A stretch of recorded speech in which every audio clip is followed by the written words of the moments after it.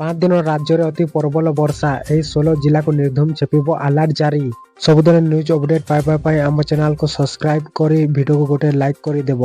पानीपाग को नहीं बड़ खबर आहरी 5 दिन निस्तार नहीं तुहाकू तुहा हेब वर्षा।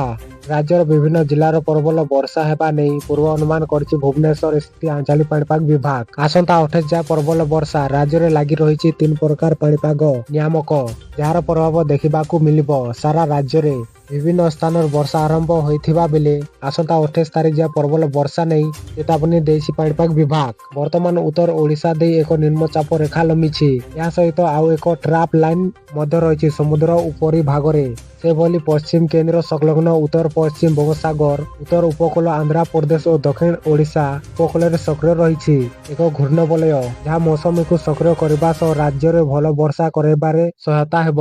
आसंता 24 घंटा राज्य में 16 जिलार प्रबल वर्षा हेबा सांग घड़घड़ी मध्य हेबा नहीं पूर्व अनुमान करिछि पानीपाग विभाग। प्रबल वर्षा हेबाकु थिबा 16 जिला हेउछि सुंदरगढ़, केन्दुझर, मयूरभंज, केन्द्रापड़ा, जगतसिंहपुर, पुरी, खोर्धा, कटक, नयगड़ा, कंधमाल, गंजाम, गजपति, कलाहांडी, रायगड़ा, मालकानगिरी और कोरापुट ये सब जिला को प्रबल वर्षा ने येलो अलर्ट जारी होइछि। या सह बाकी अन्य समस्त जिले में हालुका वर्षा सह घड़घड़ी बिजुली नहीं सतर्क करिछि पानीपाग विभाग। गोटे दुईटी स्थान वर्षा परिमाण अधिक रही पारे। आसंता काली दिन तमाम लगी रहिब वर्षा। मयूरभंज, केन्दुझर, सुंदरगढ़, देवगढ़, झारसुगुड़ा, सम्बलपुर, कंधमाल, गजपति, रायगड़ा, कलाहांडी, नवरंगपुर में प्रबल वर्षा ने येलो अलर्ट जारी होइछि। बाकी अन्य समस्त जिले में हालुका मध्यम वर्षा सा झड़ पवन हेब।